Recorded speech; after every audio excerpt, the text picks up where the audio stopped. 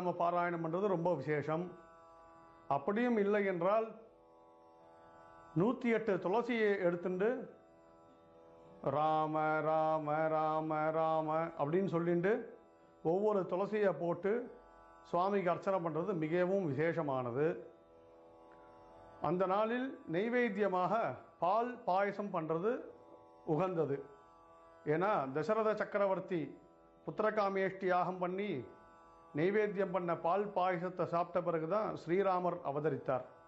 அதனால் பால் பாயசம் மிகவும் விசேஷமானது.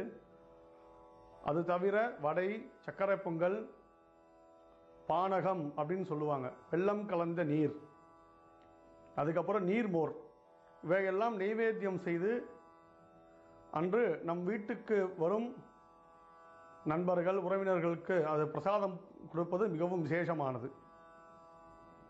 தெரிந்தால் அன்னதானம் செய்வது உத்தமம். இந்த ஸ்ரீராம நவமியை யாரும் தவற விடாமல் விரதம் இருந்து பூஜை செய்து ஸ்ரீராமரோட அருளை வாங்கிக்கணும் அப்படின்னு சொல்லி நானும் பிரார்த்தனை பண்ணிக்கிறேன். சர்வே ஜனாஹா சுகினோ பவந்து.